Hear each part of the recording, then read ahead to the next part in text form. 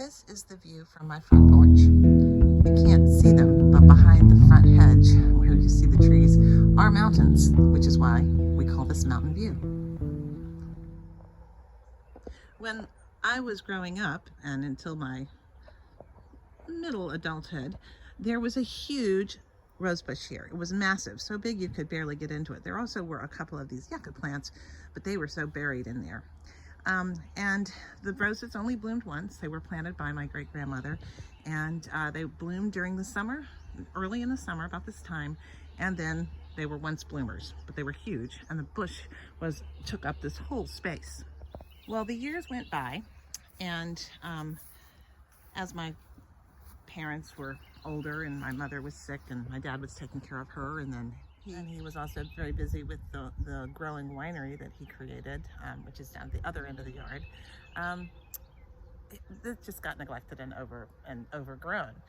The roses came out every year, prolifically bloomed, but in the center of this bed grew a thicket of what we call paradise trees. I think most people call them trees of heaven. I think they came from the hot place, actually. As the tree of heaven does, it will grow so profusely and will overrun anything in its wake. And this became basically a paradise tree, a tree of heaven, haven. And it was obviously time for it to be dealt with. But these particular roses are so thorny. I mean, they are painful.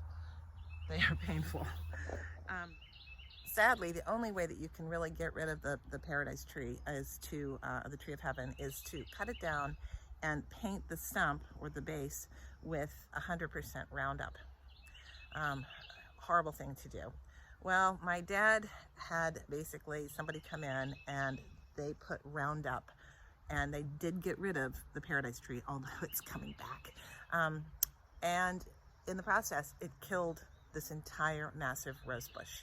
I mean, killed it. It died completely. And then one year, 5 years later, tiny little sprouts of this rose bush began to grow.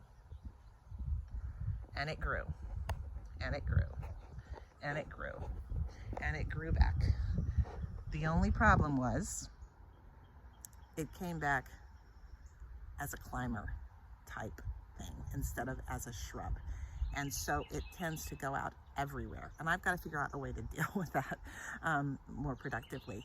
But my sister has actually taken cuttings off of this. And the cuttings, of course, are climbers too. But it is so wonderful to have great-grandmother's roses back with us every year. And they smell so good, like antique roses often do. So here are some of Grandma's roses. They're past their peak right now, but when they were blooming, they were all blooming in there, and it was just so pretty. And also, her yucca grew again. That's kind of a fun plant to have around. So I guess the lesson of the zombie rose bush is this, that life, things want to live, and the resiliency is amazing. And so if we can cultivate some of our own resiliency, maybe we too can be long-lived. I hope your garden and world is full of roses.